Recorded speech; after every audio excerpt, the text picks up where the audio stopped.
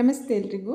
ನೋಡಿ, super ಟೇಸ್ಟಿಯಾಗಿರುವಂಥ carrot ಕೇಕನ್ನು ಇವತ್ತು ಹೇಗೆ ಮಾಡೋದು ಅನ್ನೋದನ್ನು ನಿಮ್ಗೆ ತಿಳಿಸ್ಕೊಡ್ತೀನಿ. ತುಂಬಾ ಹೆಲ್ದಿಯಾಗಿರುತ್ತೆ. ಇದಕ್ಕೆ ನಾನು ಎಣ್ಣೆಯನ್ನು ಹಾಕಿಲ್ಲ, ತುಪ್ಪದಲ್ಲಿ ಮಾಡ್ತಾಯಿದ್ದೀನಿ ಮತ್ತು ಗೋಧಿ ಹಿಟ್ಟಿಂದ ಮಾಡ್ತಾಯಿದ್ದೀನಿ. ತುಂಬಾ ಚೆನ್ನಾಗಿರುವಂಥ ಈ ಕೇಕನ್ನು ಮಾಡೋದು ಹೇಗೆ ಅನ್ನೋದು ನೋಡೋದಾದರೆ, ಮೊದಲಿಗೆ ಒಂದು ಬೌಲಲ್ಲಿ ಅರ್ಧ ಕಪ್ಪಷ್ಟು ಮೊಸರನ್ನು ಹಾಕೋಬೇಕು ಮತ್ತು ಅದೇ ಕಪ್ಪಲ್ಲಿ ಸೇಮ್ ಪ್ರಮಾಣದಲ್ಲಿ ತುಪ್ಪವನ್ನು ಹಾಕೋಬೇಕು. ಆನಂತರ ನೋಡಿ, ಅದಕ್ಕಿಂತ ದೊಡ್ಡ ಕಪ್ಪಲ್ಲಿ, ಅಂದರೆ ನಾವು ಯಾವುದ್ರಲ್ಲಿ ಗೋಧಿ ಹಿಟ್ಟನ್ನು ತೆಗೆದುಕೊತೀವಿ ಅದೇ ಕಪ್ಪಲ್ಲಿ 1 ಕಪ್ಪಷ್ಟು ಸಕ್ಕರೆ ಪೌಡ್ರನ್ನು ಹಾಕೋಬೇಕು. ಅಂದರೆ ಸಕ್ಕರೆಯನ್ನು ಸ್ವಲ್ಪ ಮಿಕ್ಸರ್ ಜಾರಲ್ಲಿ ಹಾಕಿ ಗ್ರೈಂಡ್ ಮಾಡ್ಕೊಬಿಟ್ರೆ ಸಕ್ಕರೆ ಪೌಡ್ರ್ ರೆಡಿ ಆಗುತ್ತೆ.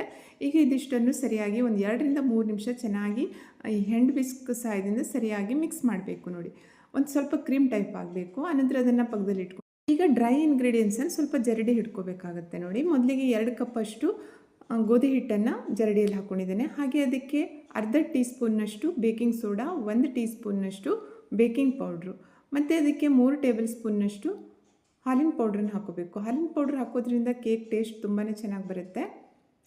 ಆನಂತರ ಅದಕ್ಕೆ ಚಿಟಿಕೆಯಷ್ಟು ಉಪ್ಪನ್ನು ಹಾಕೋಬೇಕು. ಇವಾಗ ಇದಿಷ್ಟನ್ನು ಸರಿಯಾಗಿ ಜರಡಿ ಹಿಡ್ಕೋಬೇಕು. ಜರಡಿ ಹಿಡ್ಕೊಳ್ಳೋದ್ರಿಂದ ಏನಾದರೂ ಉಂಡೆಗಳಿದ್ದರೆ ಅದನ್ನೆಲ್ಲ ಕ್ಲೀನಾಗಿ ತೆಗೆದುಕೊಳ್ಳಿಕ್ಕಾಗತ್ತೆ. ಮತ್ತು ಹಿಟ್ಟು ಮತ್ತು ಮಿಲ್ಕ್ ಪೌಡ್ರು ಇದೆಲ್ಲ ಸರಿಯಾಗಿ ಮಿಕ್ಸ್ ಆಗುತ್ತೆ. ಈಗ ಮೊದಲೇ ಮಿಕ್ಸ್ ಮಾಡ್ಕೊಂಡಿರುವಂಥ ಮೊಸರು ಮತ್ತು ತುಪ್ಪ ಎಲ್ಲ ಉಂಟಲ್ಲ, ಅದರಲ್ಲಿ ಹಿಟ್ಟನ್ನು ಹಾಕಿ ಸರಿಯಾಗಿ ಮಿಕ್ಸ್ ಮಾಡಬೇಕು.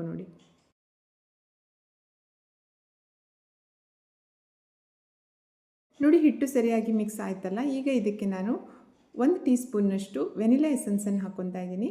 ಹಾಗೆಯೇ ಇದಕ್ಕೆ 1 ಕಪ್ಪಷ್ಟು ಕ್ಯಾರೆಟ್ ತುರಿಯನ್ನು ಹಾಕೋತಾ ಇದ್ದೀನಿ. ಈ ವಿಂಟರ್ ಸೀಸನ್ನಲ್ಲಿ ಕೆಂಪು ಕ್ಯಾರೆಟು ಜಾಸ್ತಿಯಾಗಿ ಸಿಗುತ್ತೆ. ಅದೇ ಕ್ಯಾರೆಟಲ್ಲಿ ಮಾಡಿದ್ರೆ ಟೇಸ್ಟು ತುಂಬಾ ಚೆನ್ನಾಗಿ ಬರುತ್ತೆ. ಅಥವಾ ರೆಗ್ಯುಲರಾಗಿ ಸಿಗುವಂಥ ಆರೆಂಜ್ ಕಲರ್ ಕ್ಯಾರೆಟ್ ಇರುತ್ತಲ್ಲ, ಅದರಲ್ಲೂ ಮಾಡ್ಕೋಬೋದು. ಈ ಕೇಕ್ ಬ್ಯಾಟರ್ ಸ್ವಲ್ಪ ಗಟ್ಟಿ ಅಂತ ಅನ್ನಿಸ್ತಾ ಇತ್ತು. ಅದಕ್ಕೆ ನಾನಿಲ್ಲಿ 2 ಟೇಬಲ್ ಸ್ಪೂನ್ನಷ್ಟು ಹಾಲನ್ನು ಹಾಕಿದ್ದೇನೆ. ಡೈರೆಕ್ಟ್ ಹಾಕಿ ಮಾಡುವಂಥ ಈ ಕೇಕಿನ ಬ್ಯಾಟರು ಸ್ವಲ್ಪ ಗಟ್ಟಿಯಾಗಿ ಇರಬೇಕಾಗತ್ತೆ. ಈಗ ಈ ಕೇಕನ್ನು ಇನ್ನೂ ರುಚಿಯಾಗಿ ಮತ್ತು ಹೆಲ್ದಿಯಾಗಿ ಮಾಡಲಿಕ್ಕೆ ನಾನಿಲ್ಲಿ ಸ್ವಲ್ಪ ಡ್ರೈ ನಟ್ಸನ್ನು ಸಣ್ಣಕ್ಕೆ ಕಟ್ ಮಾಡಿ ಹಾಕಿದ್ದೇನೆ. ಕಾಜು ಇದೆ, ಬಾದಾಮ್ ಇದೆ, ಮತ್ತು ಪಿಸ್ತಾ ಮತ್ತು ಪಂಪ್ಕಿನ್ ಸೀಡ್ಸ್ ಇವಿಷ್ಟನ್ನು ಹಾಕ್ತಾಯಿದ್ದೀನಿ. ಬೇಕಾದರೆ ಹಾಕ್ಕೋಬೋದು ಅಥವಾ ಹಾಕದೇನೂ ಇರ್ಬೋದು. ಹಾಗೇನೂ ಮಾಡಿದರೂ ಚೆನ್ನಾಗೇ ಇರುತ್ತೆ. ಅಥವಾ ಒಂದೇ ಯಾವುದಾದ್ರೂ ಡ್ರೈ ನಟ್ಸನ್ನು ಹಾಕೋಬೋದು. ಇದಿಷ್ಟನ್ನು ಹಾಕಿ ಇನ್ನೊಮ್ಮೆ ಅದನ್ನು ಸ್ವಲ್ಪ ಸರಿಯಾಗಿ ಮಿಕ್ಸ್ ಮಾಡಿಬಿಟ್ಟು ಕೊನೆಯದಾಗಿ ಇದಕ್ಕೆ 1 ಟೇಬಲ್ ಸ್ಪೂನ್ನಷ್ಟು ವಿನಿಗರನ್ನು ಹಾಕೋಬೇಕು. ಈ ವಿನಿಗರನ್ನು ಹಾಕೋದ್ರಿಂದ ಕೇಕಲ್ಲಿ ಹಾಕಿರುವಂಥ ಈ ಸೋಡಾ ಮತ್ತು ಬೇಕಿಂಗ್ ಪೌಡ್ರೆಲ್ಲ ಉಂಟಲ್ಲ, ಅದೆಲ್ಲ ಕರೆಕ್ಟಾಗಿ ಆ್ಯಕ್ಟಿವೇಟ್ ಆಗುತ್ತೆ. ಆನಂತರ ಇದು ತುಂಬಾ ಫ್ಲಫಿಯಾಗಿ ಬರುತ್ತೆ. ವಿನಿಗರನ್ನೆಲ್ಲ ಹಾಕಿದ್ಮೇಲೆ ತುಂಬ ಜಾಸ್ತಿ ಹೊತ್ತು ಇದನ್ನು ಮಿಕ್ಸ್ ಮಾಡೋದು ಬೇಡ. ಸ್ವಲ್ಪ ಮಿಕ್ಸ್ ಮಾಡಿ ರೆಡಿ ಮಾಡ್ಕೊಂಡಿರುವಂಥ ಕೇಕ್ ಟಿನ್ನಲ್ಲಿ ಹಾಕೋಬೇಕು. ನೋಡಿ, ಕೇಕ್ ಟಿನ್ನಿಗೆ ನಾನಿಲ್ಲಿ ಒಂದು ಬಟರ್ ಪೇಪರನ್ನು ಹಾಕ್ಕೊಂಡಿದ್ದೇನೆ. ಬಟರ್ ಪೇಪರ್ ಹಾಕೋದ್ರಿಂದ ಕೇಕನ್ನು ತೆಗೆಯುವಾಗ ಈಸಿಯಾಗಿ ತೆಗಿಲಿಕ್ಕಾಗುತ್ತೆ. ಅಥವಾ ಬಟರ್ ಪೇಪರ್ ಹಾಕದೇನೂ ಮಾಡ್ಬೋದು. ಆ ಕೇಕ್ ಟಿನ್ನಿಗೆ ಸ್ವಲ್ಪ ಎಣ್ಣೆ ಅಥವಾ ತುಪ್ಪವನ್ನು ಅಪ್ಲೈ ಮಾಡಬೇಕು. ಅದಕ್ಕೆ ಸ್ವಲ್ಪ ಹಿಟ್ಟನ್ನು ಬೀರ್ಬಿಡಬೇಕು. ಆನಂತರ ಈಸಿಯಾಗಿ ಕೇಕು ತೆಗಿಲಿಕ್ಕಾಗುತ್ತೆ. ನೋಡಿ, ಬ್ಯಾಟರನ್ನೇ ಹಾಕ್ಕೊಂಡಿದ್ದಾಯಿತು. ಅದ್ರ ಮೇಲೆ ಈಗ ಗಾರ್ನಿಷಿಗೋಸ್ಕರ ಸ್ವಲ್ಪ ಕಟ್ ಮಾಡ್ಕೊಂಡಿರುವಂಥ ಡ್ರೈ ನಟ್ಸನ್ನು ಹಾಕ್ತಾಯಿದ್ದೀನಿ. ಇದನ್ನು 1-2 ಸಲ ಸರಿಯಾಗಿ ಟ್ಯಾಪ್ ಮಾಡಬೇಕು. ಅಂದರೆ ಇದರಲ್ಲಿ ಸೇರಿಕೊಂಡಿರುವಂಥ ಏರೆಲ್ಲ ಹೊರಗಡೆ ಹೋಗುತ್ತೆ.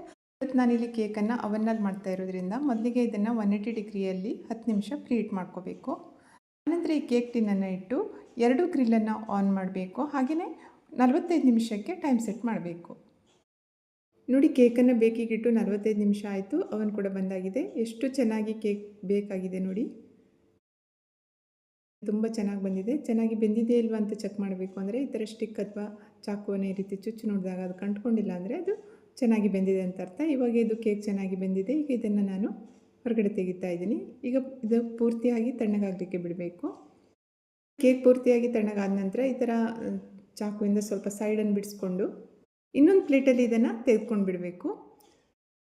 ನೋಡಿ, ಕೇಕ್ ಎಷ್ಟು ಚೆನ್ನಾಗಿ ಬಂದಿದೆ ಅಂತ. ತುಂಬಾ ಹೆಲ್ದಿಯಾಗಿರುವಂಥ ಹಾಗೆಯೇ ರುಚಿಯಾಗಿರುವಂಥ ಕ್ಯಾರೆಟ್ ಕೇಕು ಮನೆಯಲ್ಲಿ ಸುಲಭವಾಗಿ ಮಾಡ್ಕೋಬೋದು. ಇದಕ್ಕೆ ನೋಡಿ, ಗೋಧಿ ಹಿಟ್ಟನ್ನು ಹಾಕಿರೋದು ಹಾಗೆಯೇ ತುಪ್ಪವನ್ನು ಹಾಕಿರೋದ್ರಿಂದ ತುಂಬಾ ಟೇಸ್ಟಿಯಾಗಿರುತ್ತೆ. ನೀವು ಸಹ ಟ್ರೈ ಮಾಡಿ, ಎಲ್ರಿಗೂ ಇಷ್ಟ ಆಗುತ್ತೆ. ಇಷ್ಟ ಆದರೆ ನನ್ನ ಚಾನಲ್ಗೆ ಸಬ್ಸ್ಕ್ರೈಬ್ ಮಾಡಿ, ಹಾಗೆ ಲೈಕ್ ಮಾಡಿ ಮತ್ತು ಶೇರ್ ಮಾಡಿ. ಇನ್ನೊಂದು ರೆಸಿಪಿಯೊಂದಿಗೆ ಪುನಃ ಭೇಟಿ ಆಗ್ತೇನೆ. Thank you.